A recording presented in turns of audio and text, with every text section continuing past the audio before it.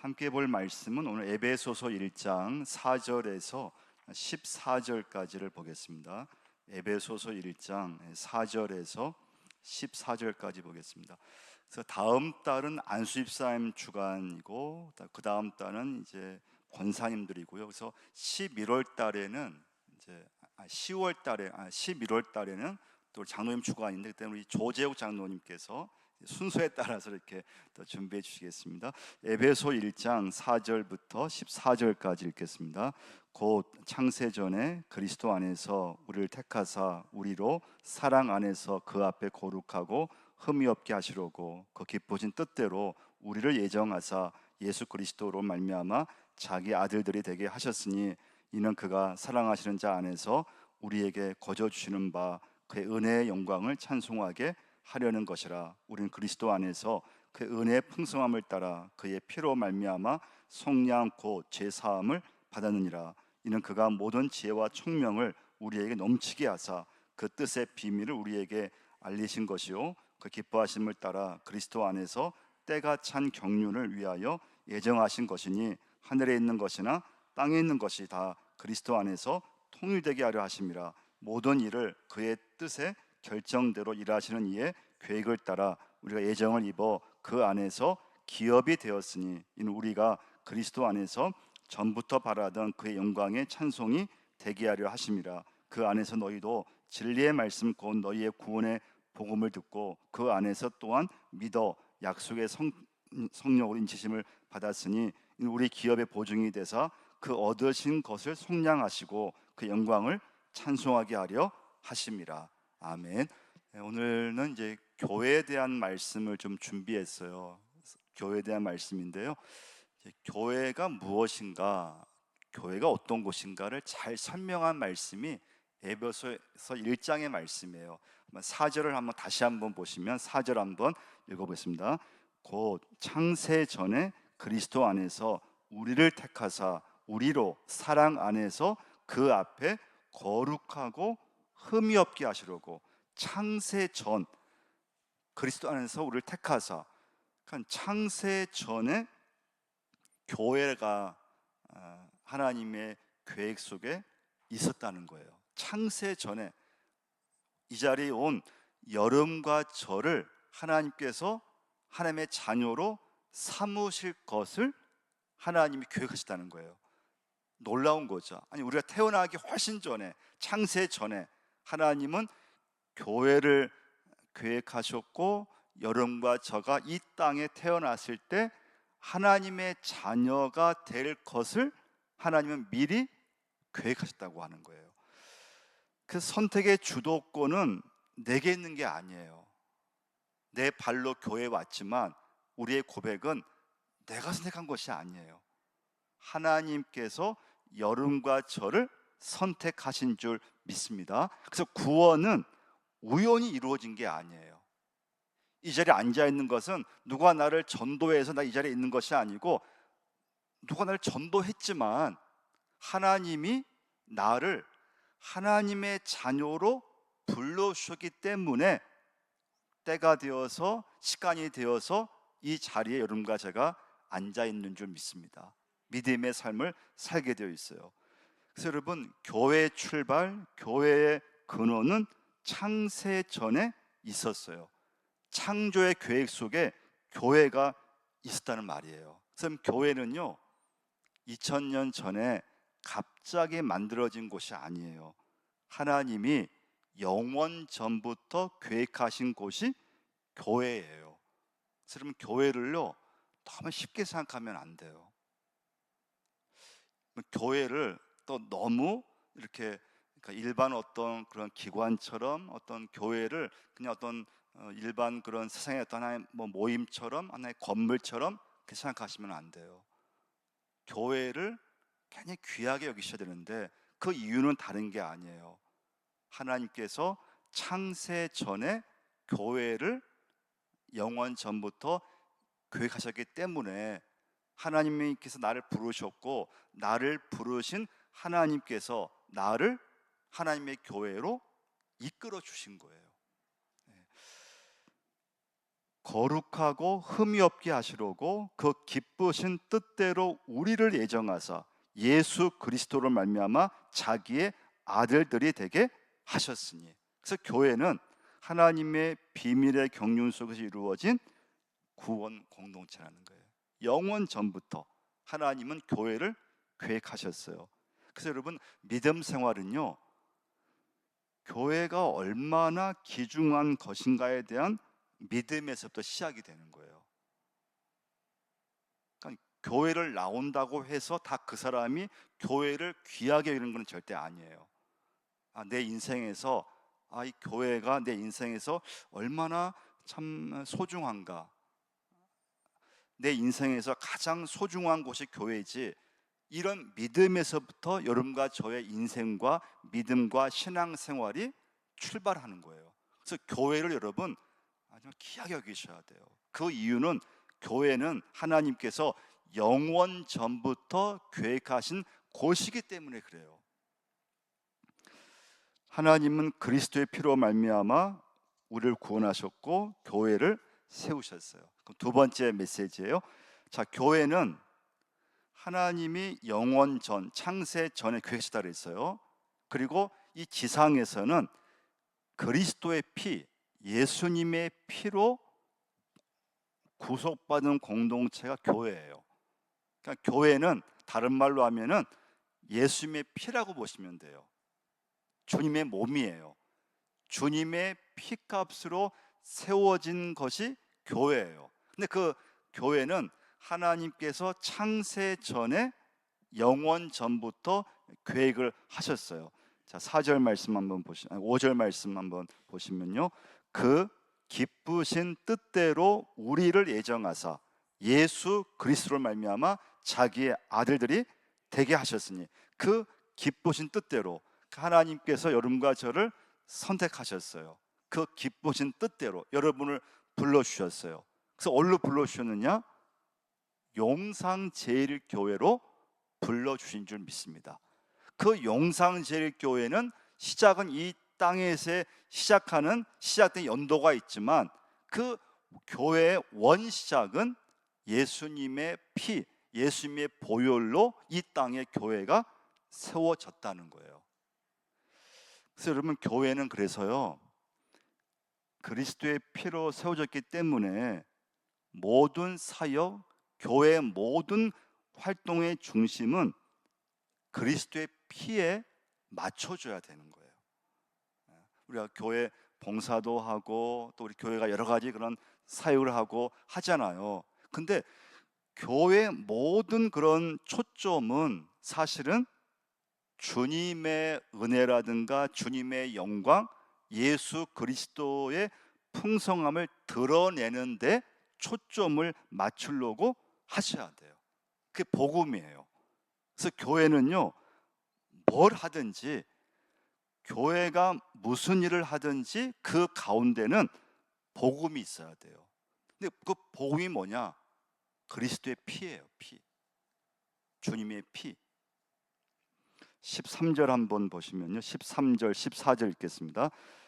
그 안에서 너희도 진리의 말씀 곧 너희의 구원의 복음을 듣고 그 안에서 또한 믿어 약속의 성령으로 인치심을 받았으니 이는 우리 기업의 보증이 되사 그 얻으신 것을 속량하시고 그의 영광을 찬송하게 하려 하십니다. 13절 말씀 보시면 끝에요, 믿어 약속의 성령으로 인치심을 받았으니라는 말씀이 있죠. 인치심, 그 말씀은 14절 말씀에 보증이라는 단어와 똑같은 말씀이에요. 보증, 인치심. 세 번째 메시지는요, 그러면 구원의 사역에 있어서 그럼 교회는 하나님이 창세 전에 계획하셨어요. 그 계획이 예수님의 피를 통해서 이 땅에 교회가 세워졌어요. 그 교회는 하나님이 선택한 하나님의 자녀들이 그 교회를 섬기고 예배하고 기도하고 봉사하고 있잖아요. 근데 이런 모든 일은 인간의 힘으로 되는 게 아니라는 거예요. 성령님의 인치심, 성령님께서 보증하실 때, 성령님께서 역사하실 때 한 사람이 믿음을 가질 수 있다는 거예요. 할렐루야. 이 자리에 온 우리 이효남 성도님이든 강분호 우리 성도님 세 가지 너무 열심히 나오세요. 오늘 깜짝 놀랐어요. 이 시간 나와 계셔가지고. 자, 그런데 내가 예수를 믿는 게, 이게 믿어지는 게, 이게 인간의 생각과 의지로 믿을 수 있는 게 아니라는 거예요. 믿을 수 없어요. 그런데 하나님이 믿어지고 예수님이 믿어지고, 이것은 성령님이 역사하셔서, 이건 내 어떤 지식으로도 믿을 수 있는 것이 아니고 내 힘으로 믿을 수 있는 것이 아닌데, 성령께서 하나님이 선택된 자녀들에게 하나님이 믿어지게 하시는 줄 믿습니다. 그게 뭔가 하면 성령의 인치심이에요. 성령님이 역사하신다는 거예요. 성령님이 보증하신다는 거예요. 그래서 인간의 힘으로는 이 구원의 역사가 믿을 수 없는 일이에요.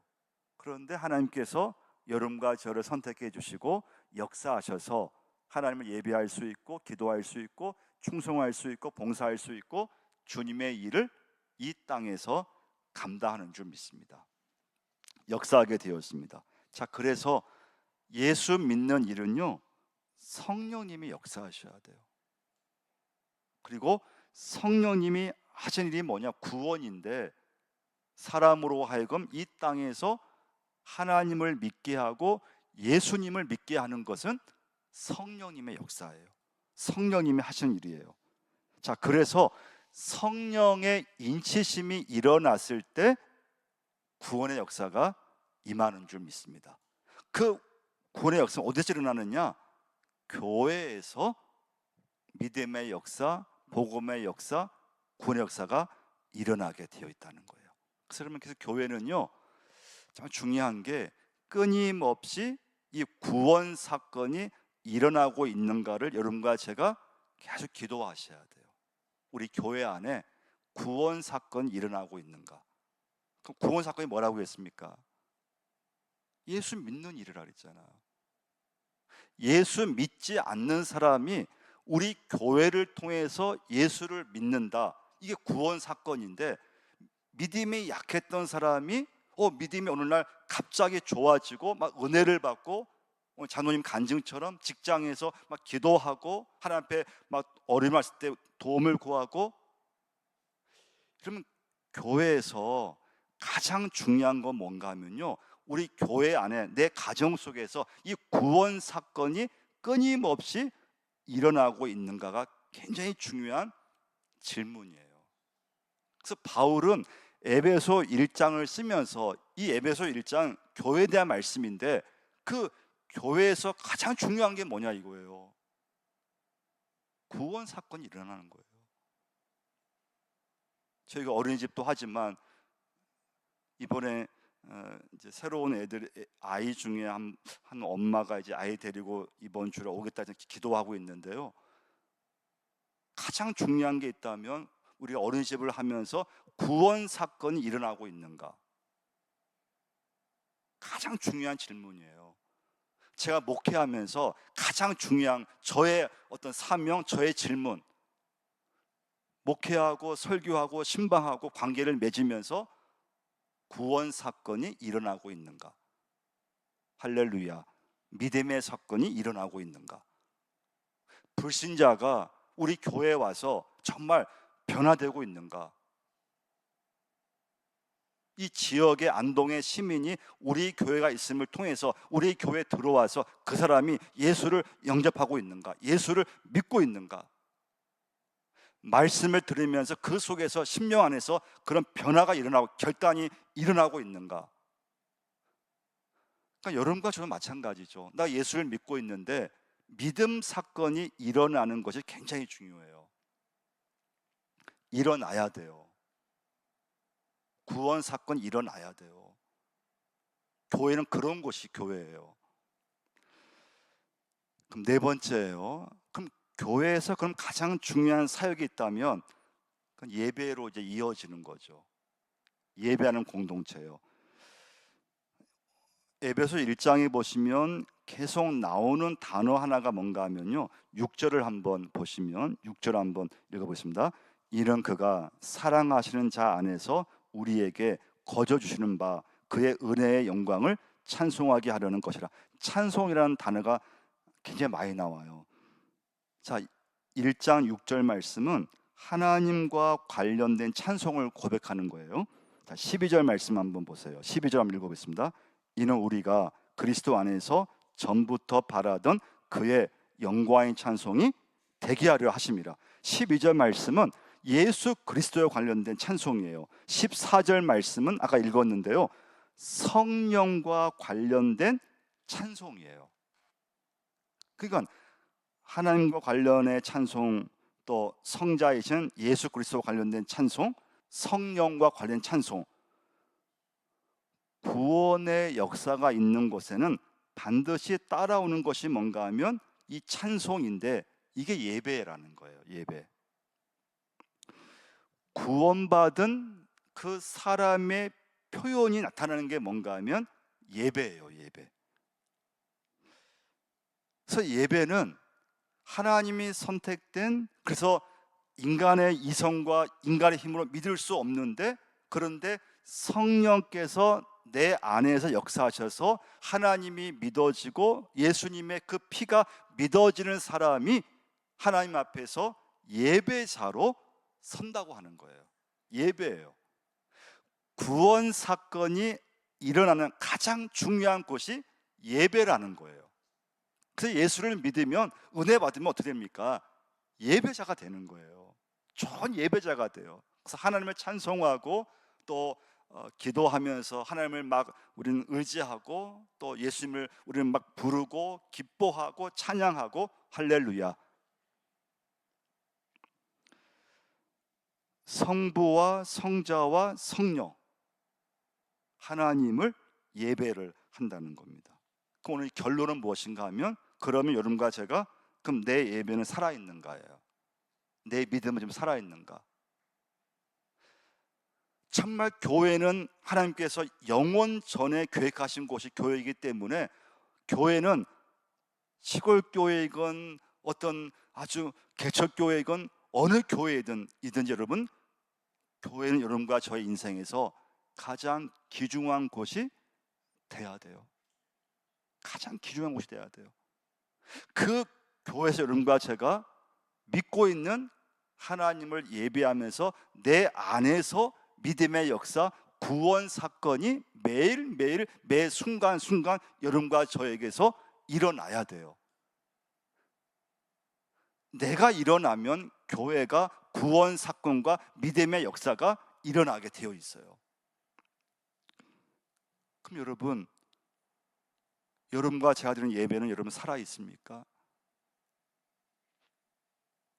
하나님 앞에 정말 무릎을 꿇는 참된 예배를 드리고 있습니까?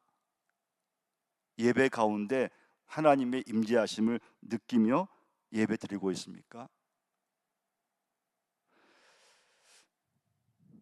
여러분과 저에게 구원받는 자녀로서 내 믿음을 아버지 앞에 드릴 수 있는 가장 중요한 그 구원 사건, 믿음의 사건은 예배인 줄 믿습니다. 예배예요. 그래서 여러분과 저 예배가 살아 있어야 돼요. 그래서 바울은 오늘 본문에서 뭘 강조했는가 하면요, 신령한 복을 강조한 거예요. 4절 말씀 다시 한번 읽어보겠습니다. 그 창세 전에 그리스도 안에서 우리를 택하사 우리로 사랑 안에서 그 앞에 거룩하고 흠이 없게 하시려고. 신령한 복이에요. 그래서 여러분과 저는 예배할 때 어디에 관심을 가져야 되는가 하면요, 신령한 복에 관심을 가져야 돼요. 신령한 복은 무엇인가 하면요, 하나님과 관계된 복이에요. 하나님 내게 주신 복을 말해요. 이 복은 하늘에 속한 복이에요. 이 복은 세상이 줄 수 없는, 인간의 노력으로 취득할 수 없는, 근데 순간적이지 않고 아주 영적인 복이고 영원한 복을 의미해요. 이 복을 놓치면 모든 일이 헷갈리게 되고 뒤죽박죽이 되게 되어 있어요.